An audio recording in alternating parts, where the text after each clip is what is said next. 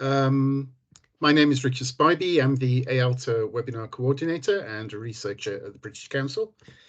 Welcome to this EALTA webinar, and thanks for joining us today.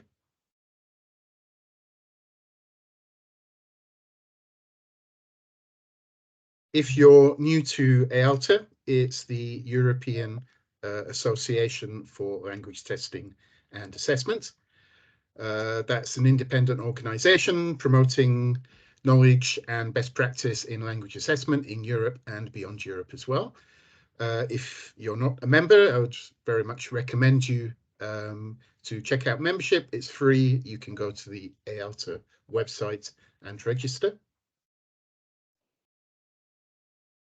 So this is one in a series of our free webinars, which are of interest, topics of interest to the language assessment community.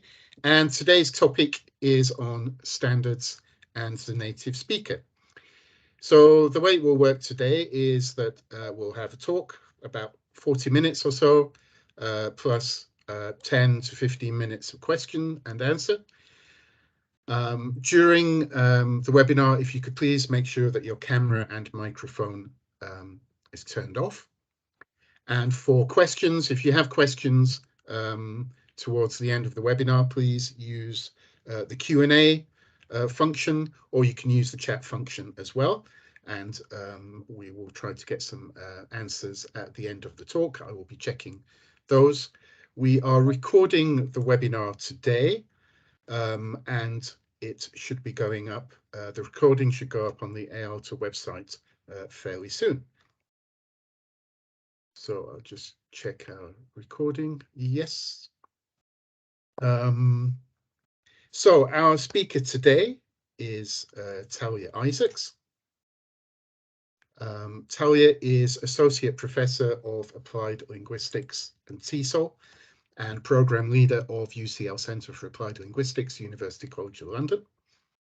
Her research interests are many, but include assessment in academic and healthcare settings, validity, speaking, classroom-based assessment, and the interface between assessment and second language acquisition research. Talia is also an expert member of EALTA and on the editorial board for language testing. She's also an expert advisor to the OECD for PISA 2025 and is also on the TOEFL Committee of Examiners. Talia's talk today is called Standards and the Native Speaker, Sociolinguistic and Assessment Interfaces, Moral Prescriptivism and the Role of Professional Associations. Thank you very much for joining us today, Talia, and over to you. Thanks very much for the introduction, Richard, and also for just opening up the invitation for experts of EALTA to give a talk. I'm delighted to do so. I'm very proud of my EALTA affiliation. So today we're going to be talking about quite a contested topic that might make you squirm, and you may not agree with anything that I say. It's a topic that has been hotly debated. Obviously, the native speaker remains, I think, very relevant. But I'll start off with there are some philosophical undertones to some of this. So if you look at Friedrich Nietzsche, 19th century German philosophers, something that came out of So sprach Zarathustra, thus spoke Zarathustra. He says God is dead, implying that God is no longer a credible source of absolute moral principles. About 100 years later, Canadian lexicographer Thomas Pikeday wrote The Native Speaker is Dead, quite a provocative title of his book. And that was kind of a Socratic dialogue with around 40 linguists of the day, I believe, including Chomsky. And, really they concluded that the term no longer has use or utility. And But, my question is the native speaker really dead? We're still talking about the native speaker. The native speaker seems to be alive and well, and then it's still being debated. So we're going to unpack that in today's talk, as well as talking about standards. What should be an appropriate standard? Should it be native? And if not, what other standards should that be? So we'll be talking about assessment standards, also about standard language, and finally exposing double standards and what I think are some hypocritical reactions that are very emotive in the field. I've also published an article recently in the research issues section of TESOL Quarterly, broadly based on this paper with Heath Rose, who contributed to some of these ideas, as did Pauline Foster, who initially got me interested in writing a paper on this. And I should say also that that paper, I mean, I was really afraid that it would never see the light of day. It's a particular topic that really, if people respond very emotionally to it, and it's very difficult for peer review if you get reviewers who don't agree with you. So I'm glad it has been disseminated, and we'll see what you think. We'll start by sort of defining what is a standard. I think we all know what standards are. It's always good to start with a definition so that we know that we're talking about the same thing. So here's one from Oxford English Dictionary. But as Glenn Fulcher says in his book about philosophy and language testing, standards really are ubiquitous in human societies. They pervade them, they're endemic to them, and they represent a utopian vision. And certainly we see that from, we'll go back to the Greek theme, Plato's The Republic. So if we look at sort of, Plato and moral philosophy is important. He speaks about gold, silver, and brass and iron classes of people. So you can see that there's a hierarchy of different of people. He talks about things like pleasures, sort of disparagingly, and dangers, and then what you need to do to have a higher sort of branch of knowledge, be part of a higher branch of knowledge. But then if you're not meeting the standard, then you would be removed or not admitted to high office. So there's talk of standards. It's part of human society. Obviously in the criterion referenced tradition in language testing, we talk about standards. Criterion and standards were initially used synonymously, in fact. And I won't go too much into that tradition, but it's useful to think about standards in that respect, where you're not comparing people to one another, but rather you have some pre-established benchmark that is effectively a standard that you're using and comparing performance to that criterion. And there are lots of different sort of standards. I live in the UK, and you can see, I mean, this is just a report for looking at different schools. There's basically some reports written about the schools and whether they're meeting the standards. And even when you're consulting, about a very young child with a teacher here, they often speak to, falling behind. Falling behind what? Well, it's in reference to a standard, some kind of expectation of what performance should be at a particular time point, usually in reference to some kind of national curriculum. But standards are all over the place. I'm sure that in your own national context, and it seems that this is quite an international audience, you can also think of examples of standards. Certainly when we think of standards in educational assessment and language testing, we think about the standards that are put forth by the American Educational Research Association, the American Psychological the American Psychological Association, and the Measurement Association also in the United States, which is very much driven by psychometrics, by sort of a statistical tradition. But effectively, every few years, they publish a gold standard of developing standards. So that this really is designed to guide best practice in educational assessment. So really, it's not content driven. It's very different than the UK and many European traditions of educational assessment, but it's very strongly influenced by psychometrics and psychometric theory. And but this is sort of put forward as a standard, and of course that changes every few years, or it's updated, I should say. And then, of course, in language testing, there are people who also speak about standards. I've referred quite a bit to Glenn Fulcher's book on philosophical angle of language testing. Barry O'Sullivan at the British Council has talked extensively and has some great YouTube hits on standards, which I'd encourage you to watch if you're interested in this. The term seems to be subject to different interpretations, but there is one overall point of consensus. So we can't really agree what the standard should be, but overall, I don't think there's anyone who's advocating getting rid of standards. I think this is something, there needs to be some point of comparison. So, so there should be some standard, but what should that standard be? Well, that's not clear. And then, of course, there are lots of different documents that have benchmarks that we use as standards. And one thing I became interested in was, you know, what should the standard be at the top level of performance, for example, and we'll get into that in a second. But just a disclaimer here to say that this is very much an English-centric presentation. So most of the examples are from English, but I'm sure that you would know some from other world languages. I should also say that even more narrowly, the examples that I'll be talking about now have to do with inner circle standard English. Okay, so for example, American English, British English, but certainly I think things become even more complex when you think about different global Englishes, and so that's part of the point here.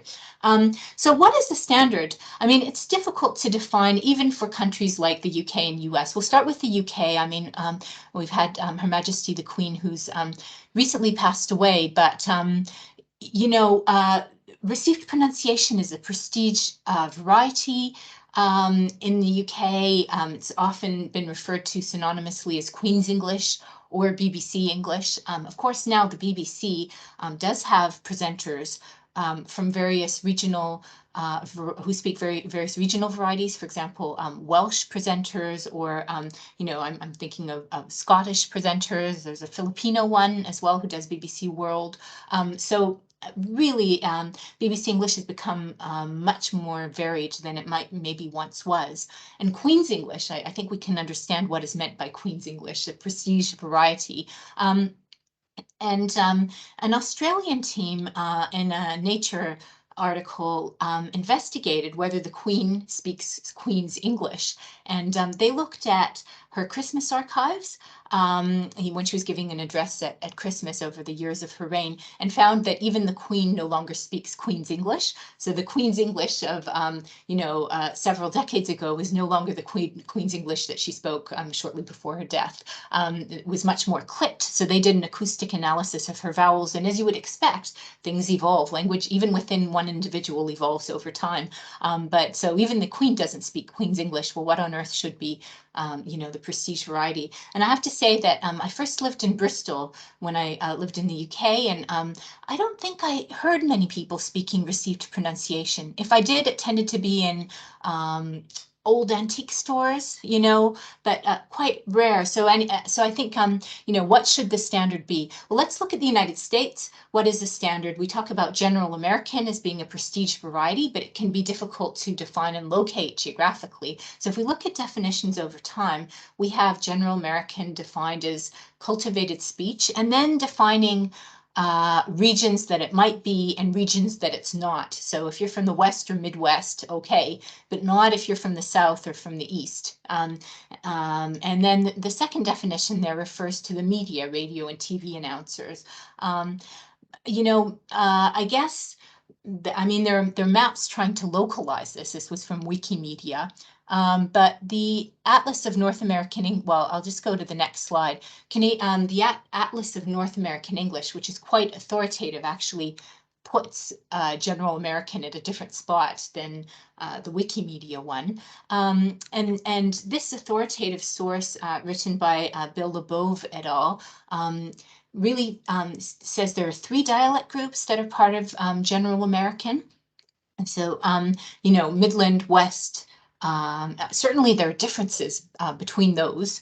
And then Canadian English is included there as well. I think for political reasons, sometimes you wouldn't think of Canadian English as being part of General American. So again, it becomes difficult to localize what is General American. And I mean, certainly we know what it's not. That's defined in over time in dictionaries. There's stigmatized regional varieties. But it's difficult to sort of put your finger on that. So I think to summarize, the consensus is there should be some standard to benchmark performances, but it's not clear what that standard should be. And then in some contexts, there are questions about should we adopt American English, British English, and then of course there are local varieties that might be, that are legitimate in their own right and that might be more appropriate to adopt as a standard. But it's not always evident what the standard should be. And then the question that I want to ask next is what should be the highest level of performance? How do we characterize that in domains like accent, for example, where mastery is often unattainable? I mean, to master a language sometimes isn't an appropriate goal, and sometimes it's not attainable easily. So what do we do about that? Should a native speaker be the standard? So I've just talked about that here. So in pronunciation, teaching, and assessment, there have been two contradictory principles that have sort of coexisted in recent times. One is the nativeness principle, that people should strive to sound like a native speaker. We can see in some audiolingual traditions in language teaching that there was little tolerance for first language accent. So the goal is to eradicate all traces of foreign accent and to sound like a native speaker. And that is in contrast to the intelligibility principle, which is, it's an incompatible sort of goal of teaching, which is that minimally people should have to, and we should prioritize in instruction and assessment the factors that are most important for having someone be understandable to an interlocutor, that is the appropriate goal. In other words, we shouldn't be teaching our learners to sound like native speakers. We should instead espouse a principle where they be understandable to people that they're speaking with, and increasingly, and I would say that the vast majority of applied linguists espouse the intelligibility principle, but not always the learners themselves, who often want to sound native-like. But we know from research that, if you basically for people, when there's some evidence showing that even after age 3, people can tell the difference between someone who has learned the language from the cradle and those who haven't. So hearers are quite attuned to this. It's very difficult to sound like a native speaker if you're born speaking another language. So maybe we would be setting up our learners for failure if we if it isn't achievable to be a native speaker, and we say that should be the appropriate goal for teaching. Also, we don't need to sound like a native speaker to function well in society, nor to sort of get a job and perform well on the job, do well in academia. I mean, there are a few very limited contexts where I think you would need to sound like a native speaker. For example, if you wanted to be a spy, a convincing actor, obviously you would need to adopt a certain language variety. But otherwise, you can, function well just being intelligible. That isn't to say that people aren't biased towards different accent varieties. Of course they are. But with limited instructional time, prioritize intelligibility first is the idea here. So that also extends to assessment. I'm going to turn now to how do the rating scales that we use refer to nativeness at the top level of the scale? So I'm looking at speaking scales here, and we'll look at a few examples in the next few scales. This comes from Heathrow Airport, where you're evaluating your experience going through security. And so obviously the smiley face, or the top level of the scale, is the one that we're most interested in here. This is the first intelligibility scale that I know about, and it talks about how easy the speech is to understand for literate natives. Okay, so you've got reference to that. I think we can imagine what a literate native might be, or sometimes you see reference to educated native speaker. It's a sort of we can sort of understand what that might be. Let's look at some other scales. I mean, this scale, this is the ILR speaking. This is a functionally native proficiency, where we see that many native speakers actually would fall well under this level, so that you need to be a highly articulate, well-educated native speaker. You need to know about cultural standards of the particular country where the language is natively spoken. So, I mean, this is quite demanding. Also be a speaker of a non-stigmatized dialect. I think that this, maybe that this is used by the Federal Bureau of Investigation to appoint, very high-level civil servants, but I couldn't see a scale like this being relevant as the top level of the scale for the vast majority of real-world language uses. Okay, let's look at other sort of scales. I mean, this is the IELTS grammatical range and accuracy band 9, which is publicly available version. We have reference to naturally and appropriately. This is something naturally in a study that Luke Harding looked at in reference to the CEFR, sort of refers indirectly to kind of native-like without saying, or implicitly implies a native speaker standard. And then we actually see direct reference to native speaker speech, characteristic of native speaker speech in the second bullet point there. And so we see that in this particular sub-band of the IELTS, native-like performance is explicitly referred to at the top level of the scale.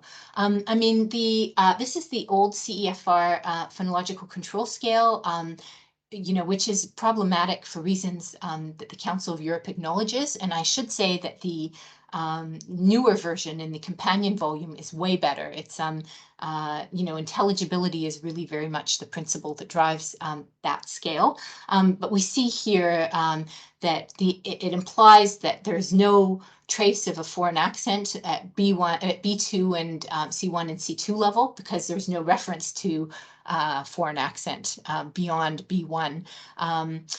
So, I mean, and then you have natural pronunciation at B2, again, maybe some kind of indirect reference to native speaker standard.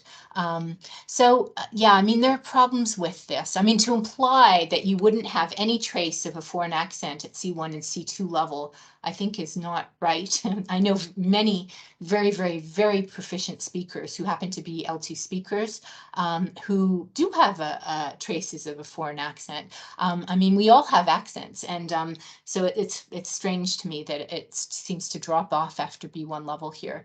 And you see this sort of in, reports also for automated scoring, and in the whole methodology where machines for automatic speech recognition and then automated scoring tend to be trained on native speaking norm samples. So anyway, this is from Pearson and how scores are described in terms of automatic scoring, machine scoring.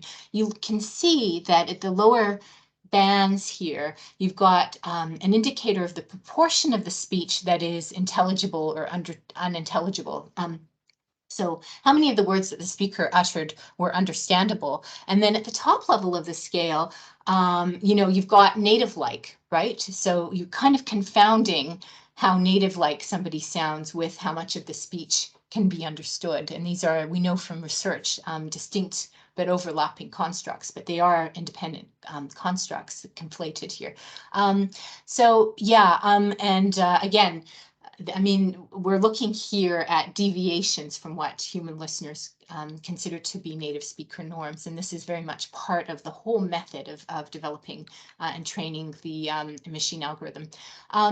So a lot of what has driven my research has been an inspirational comment from a teacher from several years ago that we interviewed that said, that I think you need a scale that allows a successful non-native speaker to be at the top end of the scale. So we've tried to do that. in launching a comprehensibility scale. It's a scale intended for pedagogical purposes. So this is a formative assessment tool, not one that is intended for summative purposes. But we explicitly state, so it has to do with how effortful the speech is to understand. So there's a holistic scale and then an analytic one that can be used, to create jagged profiles in higher education, again, just for pedagogical purposes. But we explicitly put at the top level of the scale that sounding native-like is not expected. In other words, you can achieve a 5, the highest band, even if you don't sound like a native speaker. We didn't want teachers using the scale to be deferring to a native speaker standard. And what we tried to do in the scale was to be as specific as possible. And this is an English language scale about the quality of speech that would characterize these different levels of ability. So instead of, referring to a native speaker standard, we're hoping that people who use the scale will look at the other descriptors, pitch variation, for example, and the errors there that are specified to assess level. And Dennis Bell had a similar approach in his Korean pronunciation diagnostic assessment, which I praised on Twitter, just explicitly saying about just pronunciation scores are not a measure of how close to a native speaker you are, but that the focus was diagnostic of this instrument. So who qualifies as a native speaker? Well, sometimes we know from Inbar Luri's research that there can be a mismatch between self-perception, whether you think you yourself are a native speaker, and then what other people perceive in teachers. And there are different criteria that can be used to determine whether or not someone is a native speaker, part of that club. These are criteria from Nayar, and there are others out there, but you can see that he lists J, monolinguality, at the bottom of the scale as the only one that guarantees unexceptional eligibility to native speakerdom. So you need to be a monolingual in order to be, without any doubt, classified as a native speaker. So I'm jumping through these as quickly as I can. Native speakers, Alan Davis makes a distinction between native speakers, who are all of us, because we are all native speakers of some language, compared to the native speaker, which he says is an idealization. There's no real native speaker. It's talking about some kind of mythical sort of, if you think of an educated native speaker, some kind of idealization, but not an actual real entity. That is a construct, right? We talk about the native speaker construct. So Alan doesn't challenge SLA's second language acquisitions evidence, and there's quite a bit of evidence about how native speakers and non-native speakers are different in terms of just processing of language. So from a cognitive perspective, Alan Davis agrees, he doesn't challenge it. And Alan, of course, was much more of a sort of on the sociolinguistic side. So he says for the sociolinguistic aspect of applied linguistics, really, there's the native speaker distinction with maybe high proficiency, what he calls native user, is moot. It's not an important distinction. So he argues for perpetuating the standard language norm. He says that we don't really care whether or not somebody has a status of a native speaker, but we should be thinking about standard language norm. And he emphasizes standard language as being the thing that should be focused on, that everyone should have access to through education, whether native or non-native. And I think this is an interesting principle, that through education you could access standard language, but it's not always clear which variety should be propped up as a standard language. And I don't think that everyone has equal access to standard language varieties, whatever that is. So I think there are some problems with that argument.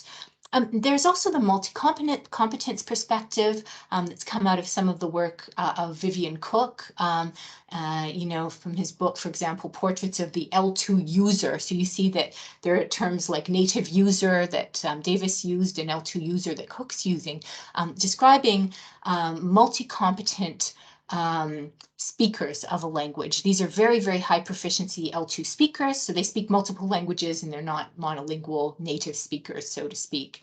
And then, it's interesting that IELTS has stated that not all examiners need to be native speakers. They have explicitly said on their website that they do not discriminate between native and non-native, but everybody who wants to be an accredited IELTS examiner would need to have a certain level at the high end of the scale, you know, in order to be able to do so. The question is, who actually has to take the test to prove that? So I'm going to talk about why I dislike the term user, L2 user, native user, LX user. This is why. If you go to, I mean, it has to me a very negative connotation. And you know, what if you look at a corpus, you get drug user, but also there's a secondary meaning. So, you know, the primary meaning, this is a polysemous word, there are multiple meanings, but you see that the secondary meaning of somebody who uses someone else, somebody who exploits others or takes advantage of other people, you see the drug thing comes up as the third meaning. So I don't think, because there has been sort of some effort to think about replacing the term native speaker, because it's a term with a lot of baggage. Certainly it can be an offensive term to some people, but I don't think that replacing it with user is the way to go. So, I mean, there is one person who talks about supplanting the native speaker standard, getting rid of the native speaker standard and proposing a new standard. And increasingly in language testing, I know Luke Harding, for example, has written about an ELF perspective in language testing, English as a lingua franca. Jenkins, in her early work, and she's kind of distanced herself from it since then, proposed something called a lingua franca core, promoting intelligibility, but she came up with some principles to say that we can, instead of having a native speaker standard language, we should instead go for an international standard. I think that I mean, it would be great if there was something like this that could be available, but much, much more empirical evidence is needed, I think, before actually adopting this. I mean, the research that her lingua franca core is based on is extremely limited and a bit haphazard in terms of the kind of data that she included in so-called breakdowns in intelligibility and trying to identify the core features of a curriculum. So I think that there needs to be tons more research on this in order for something other than the native speaker standard to be adopted for assessment. Although I would support more research on this. I think that would be great eventually. But then you see that sometimes you get asked to remove the term non-native. You know, this was something the editors of an SLA volume asked me to do. They say, we, the editors, might not completely agree with those who object to the label and the comparative fallacy that it reinforces, right? So comparing, often we talk about a deficit model in relation to non-native, that you're lacking something, and but then they recognize that it's a polarizing term, so they kindly suggested that we replace the term non-native and label it something else. But then you see that we did that for a paper preemptively that went to TESOL Quarterly. The reviewer said, I'm a non-native speaker of English, so stating their own identity as a non-native speaker, and I find the repetitive reference to L1 users and L2 users highly confusing. Why not simply use native versus non-native speaker? You know, that these terms are more transparent. So, I mean, there is a debate still, there's no consensus, and but there have been some pleas to rebrand, and this now extends to guidance for some journals. I mean, for example, System and Assessing Writing, Elsevier journals that suggest that, I mean, you can see here that the writing be free of bias. So these are in instructions for authors preparing articles for publication, stereotype, slang, and then they referred to avoiding terms native speaker and non-native speaker, and instead referring to things like L1 and L2 speaker. Okay, I mean, you know, we'll see what people in the audience think of this, but certainly there has been a move to sort of change the labeling, but I think that it can result in a great deal of confusion sometimes. So, and I don't think that there's a great alternative term always that can be used. And I've shown why I don't think user is the best term. Okay, so let's just look at professional associations. This is British Association for Applied Linguistics. It was quite a few years ago now. I mean, we're getting on a decade ago now, where there was an advertisement for a teaching assistant at a Belgian university that requested near native or native proficiency in English. And it was for a teaching-oriented role, I think. Yeah, teaching assistant. So, and there was an absolute sort of outcry on the mailing list. And Jennifer Jenkins, who's written prolifically about English as a lingua franca, came out on the list and said, I thought that the members of this British Association for Applied Linguistics had agreed not to post any more job adverts asking for native English or whatever that is. And then she uses the term the N word, and she actually published this in her 2013 book. Now, I don't know if you know what the N word is. It's a euphemism for a very incendiary and racist, I would say racist term. It's among the most offensive in American English. It's so it's one that harkens to the I mean, it's very much associated, and you can't really use the term, I think, without disparaging and trivializing victims of racism. So she is using the term the N-word, and in a way comparing native speakerism to the suffering and degradation of African Americans in the United States. And she's doing this in the name of political correctness. And I think that, I was shocked, absolutely shocked by that. I mean, I think that's unacceptable. And I mean, maybe people don't understand the impact of that word and how offensive that can also be. But again, in the name of political correctness, I think that exposes some hypocrisy because, you know, people might be offended by near native or native proficiency as referenced in a job advert. And then a few years later, another advert came around. This time it was a Hungarian university, again, somebody in a teaching role where there was preference given to English L1 speakers, where the funding was ring-fenced by the Hungarian government for native speakers, native English speakers. And I mean, there was an absolute outcry on this mailing list, you know, that was, you know, disgraced and proclaimed as being prejudiced and racial discriminatory practices. And so there, you know, I think the researcher who posted this on behalf of a colleague was vilified by, I think, quite naively posting this without understanding the offense and outcry that it would cause. And there were some calls for civility, but certainly it was hotly contested. Jennifer Jenkins again chimed in, saying that this should have no place in British Association for Applied Linguistics. And I mean, said that the ad should be removed as soon as possible, or even very pettily suggested that the person be spammed, you know, after posting an advert like that, which I don't think is a very good solution. I mean, I agree that it would be useful to specify, for example, a CEFR level in an advert like that, but I don't know if that would be understandable to everyone. So, you know, how, again, should we refer to, I mean, you can think of some experiments in studies. For example, if you're doing a phonetic experiment looking at vowel perception, and you want to hire people or to recruit people who speak a particular variety of, you know, Southern British English, for example. One of my PhD students was looking at that. Should that be condemned? I mean, I think certainly native speaker and those terms are very contentious. And, you know, but anyway, I think that this condemnation and being labeled as racist and discriminatory, and you can see that there was a defense posted, you know, on behalf of the Hungarian colleagues, trying to sort of explain why they used the term.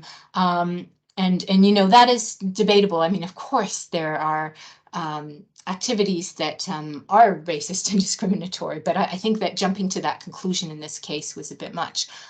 But then they went on, the Hungarian colleague went on to point out some hypocrisy at UK universities and found a few adverts, and this was one of, I think, 5 or 6 that she listed that refer to native and near native proficiency requirements for people you know, wanting to teach in modern foreign language departments in the UK at university, Japanese, French, Spanish, and so on and so forth. So, I mean, there is some double standards. Why in the UK should there be a near native and near native for more modern foreign languages that aren't English, where, you know, people in the UK are making these sorts of, you know, judgments. And so at the end of our article, I'm kind of coming to the end of the talk here. Heath Rose and I came up with some research recommendations. I mean, we know that this is a very emotive topic, but we would like to appeal for decency and for respectful treatment, and also some acknowledgement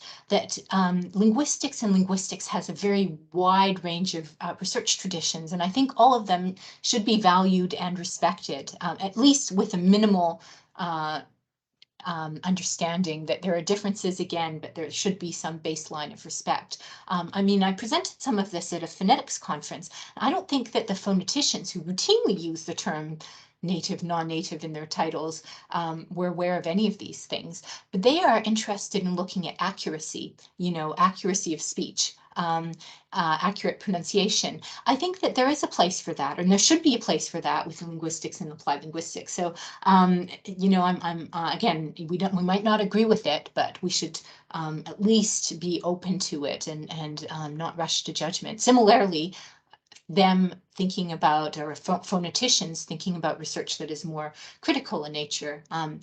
Okay, so native speaking benchmarks, I think, will persist in accuracy focused research. I mean, there is a lot of research, again, that's looking at accuracy.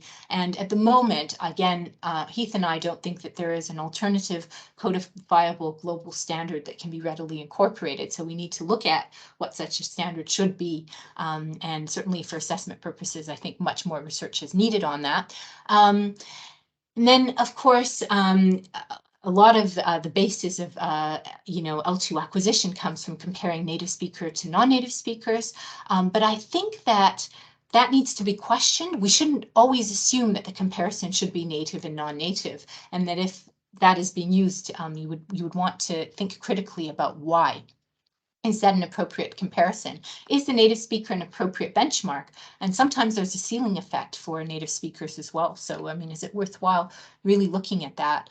Native speakers aren't a monolith. Sometimes we talk about native speakers in research publications, but really they should not be treated as just sort of a one group. There is quite a lot of variability within native speaker group. So that needs to be improved, I think, in research reporting.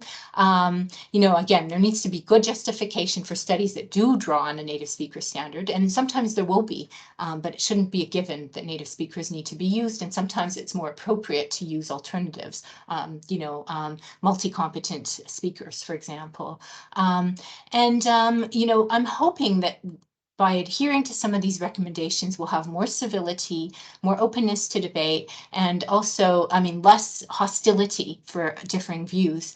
And we can be instructive and constructive when someone doesn't agree with us. I mean, that this will actually lead to a more careful operationalization of the native speaker, which I would argue still persists and still is relevant and into the future. So I'll stop there. Thank you very much.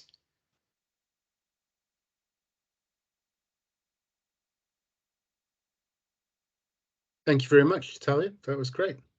Really, really interesting, and a kind of hot topic, which I'm sure many people in our audience will have some questions on. So please do post your questions for Talia.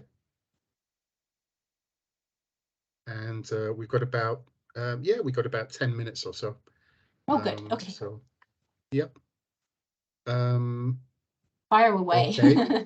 Yeah, we got a few people with their hands up. So let me just say, Henrik, I think you had a question. Would you like to unmute yourself and ask your question?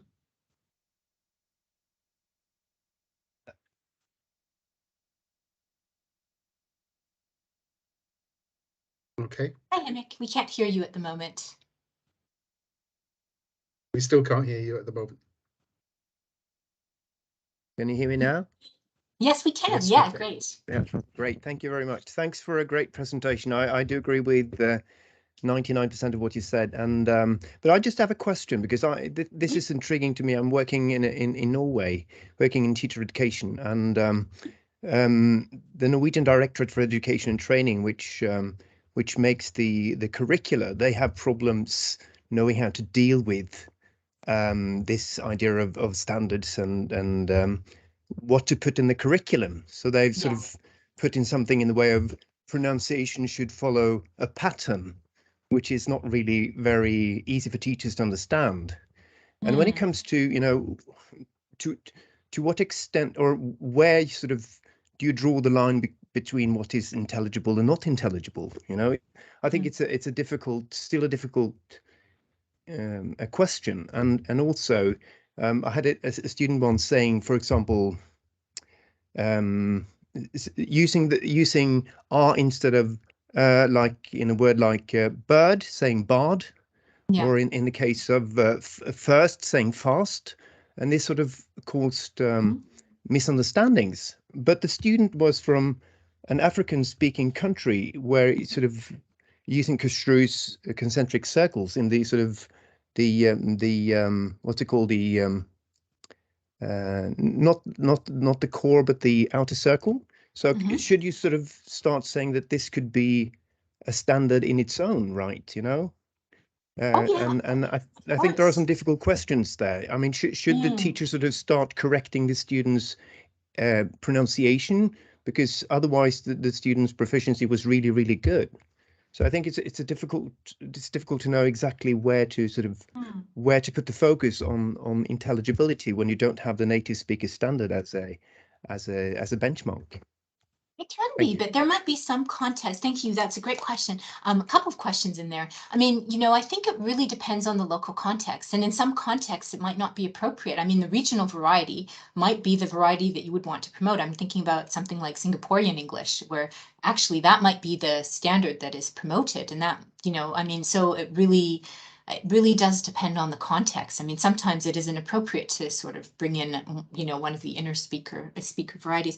What you say about intelligibility is very true. I mean, we talk about Robert Lado's ideas in language testing as being very much out of date, and some of them really are. But one thing that he was spot on about was this problem of intelligible to whom, you know, who from the ears of which listener, and it remains a problem that is not resolved. I mean, we do have machines sometimes that can make objective assessments, but human judgments don't always accord with those. You can look at the correlation, sometimes they don't match up. I'd also say that, yes, what you say about individual vowel sounds, you know, I mean, I've done some experiments, you know, looking at intelligibility of vowels, where you'd have three people, you know, who are highly trained pronunciation or experts or phoneticians who do not agree on whether a sound is or isn't intelligible, but in perceiving it. So it's this problem, again, that Lado raised that as a problem. This was why speaking was not focused on for many years in the American assessment tradition. It was not able to be objectively assessed. And we now have tools, of course, we can use. You know, I mean, you could do some kind of look at using spectral analysis, using acoustic analysis to look at the quality of the vowel and assess whether it is or isn't, you know, and you would need to establish a particular cutoff point. I mean, I remember I did a demo when I was a graduate student. It was for some kind of automatic system or automated system where it was somebody like a patient speaking with a simulated doctor on the computer. And I said something with an American English, with a Canadian English vowel, you know, about or something like that. And it was marked as being unintelligible. So, you know, it all depends. Again, I think they probably had quite a stringent metrics for what constituted you know, an intelligible vowel in that case. So yeah, I think your concerns are right. And I think you're right about these wishy-washy curricular standards as well that are very open to interpretation. That can be difficult because people are measuring, or people are using different benchmarks and interpreting it in different ways. So there's probably some work to do on that. Yeah, thank you. Great questions. Thanks. Okay, thanks, Henrik. I'll take a question from the chat now.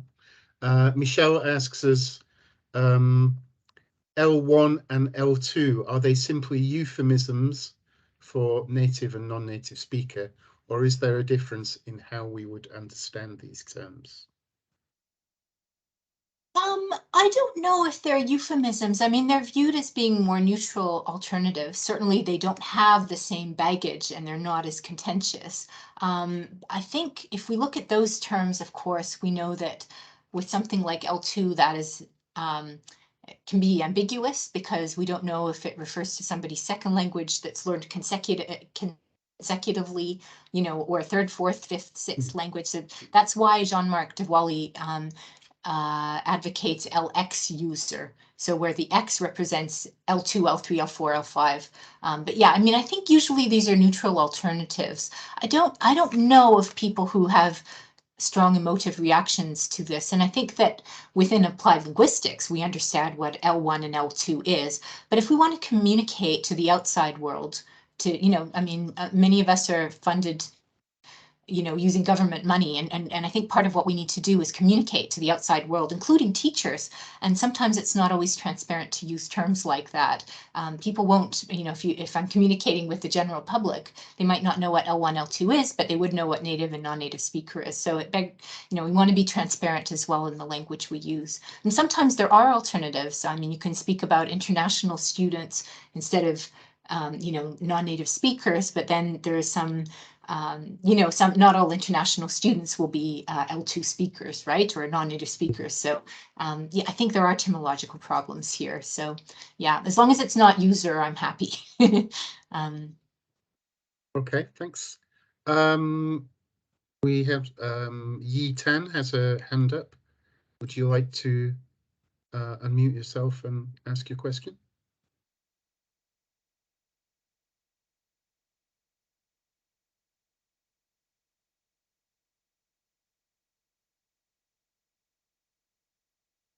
Okay, maybe not. Well, I'll ask another one from the chat. It might be easier if you put your questions in the chat and then we can go through them. Vincent asks, what do you think about the use of CEFR or the CLB for natives or for L1? For cold natives or for L1? Yeah, hi Vincent. I saw you in Sèvres, I think quite a few years ago.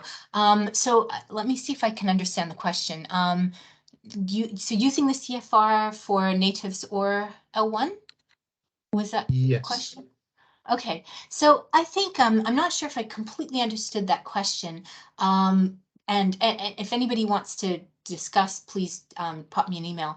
But I think the CFR, I mean, there are some improvements to the use of the CFR. I think that it just is by nature very, very general, right? Because they're all L1s and all target languages. I mean, all European languages, but it's used globally. So the descriptors need to be relevant for everyone. And it's very difficult for something like, for example, pronunciation. The descriptors by nature will be very general if they are not language specific. So I think that's a bit of a problem. But I might have. Do you think it could be? I think it's. Do you think it could be applied for L1 speakers? Could these standards be used in that way? I don't know if that was the intention of these benchmarks. I wouldn't have thought so. And sometimes native speakers wouldn't be at the top level of the scale, right?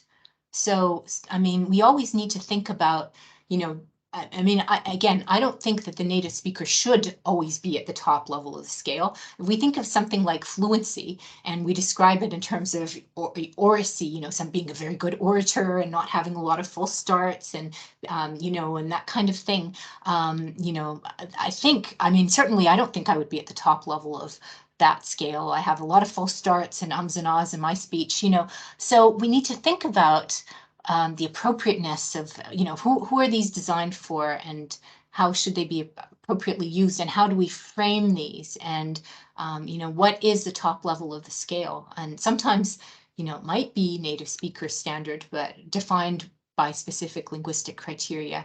I don't know that that's always that would necessarily be an appropriate use. I mean, there are debates about IELTS, for example, that is being used for native speakers. And you probably know more about that than I do, Richard, but you know, something contested. I should also say that you can look at media reports out there on people who fail the Pearson test, you know, trying to get immigration into Australia who happen to be native speakers. You know, an Irish lady who takes the test, you know, speaks, you know, an Irish variety of English and then fails it, you know.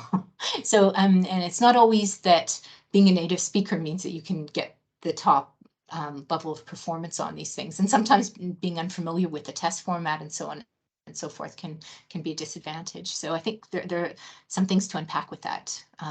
Vincent, thank you. Yep. Yeah, we've had a couple of comments actually about that, about people. Oh, good. L1 speakers who haven't done very well on particular tests like IELTS and things like that. So good. We probably just got time for a couple of very quick questions now. So we had one question here. Sorry, I don't know what your name is from your title here, but you say, what is your idea about Englishes? So I guess that means the use of the term Englishes. Yes. Well, you know, I like the term. I mean, world Englishes is something that I don't know about the politics of it, but I know that world Englishes and, you know, the lingua franca people don't always see eye to eye, and that seems to refer to a specific tradition. So I like the term global Englishes. Heath Rose uses it, and so I talk about global Englishes. And I think overall the tests need to embrace global Englishes, and that we shouldn't really only, for washback reasons, for example, for listening proficiency tests, we should be aiming to have test items or prompts, listening prompts that incorporate global Englishes. And I know that there is work being done on how to do that fairly when there are things like accent familiarity that come to play. So yeah, I espouse that very much. Okay. Last question, Xing asks, do you have any experience of tailoring pronunciation standards for specific purposes or L2 subgroups? I don't think that I do particularly. I think that there needs to be work done on that. I know that there has been some work. You know, for example, the assessment scale on looking at comprehensibility is being used for particular L1s. For example, I was in Sweden fairly recently, and a teacher I think is using that with Swedish speakers of English. And so I don't personally, but I think that that's the kind of work that needs to be done. And indeed, you would have a much more specific scale if it was, you know, targeting a particular L1. And of course, something like the CEFR can't do that. By nature, it will need to be very general. But I think it has done a lot of good. And as I said, the revisions in the companion volume to some of the scales are positive. Yeah. Okay, great. Thank you. Well, I think that's all the questions that we've got time for, unfortunately, today. If you do have any further questions for Talia, you could drop her a line, email her. You can find her email if you Google. Could you put it in the chat? That would be great. Yeah. And you can find her at University College London as well. So sorry for all those questions that we couldn't answer, but it's been a great talk, and thank you, Talia, so much for the talk today. I think people have really enjoyed it. I certainly have, and it's created a lot of interest and discussion. Yes, may the debate continue. Thank you, Richard. Yes, indeed. And if anybody has any feedback on today's session or anything they'd like to comment on, please send me an email, and we will put the recording up on the EALTA website soon for everyone to access. Watch out for announcements for our next email. We will sign off now. My phone is pinging away like crazy, yes, as everybody's saying thank you to us. That's great. Thanks for joining us today, and thank you so much for our speaker again, Talia Isaacs, for a great Thanks, talk. everyone. Bye. Thank you, Richard, especially. Thank you. Bye.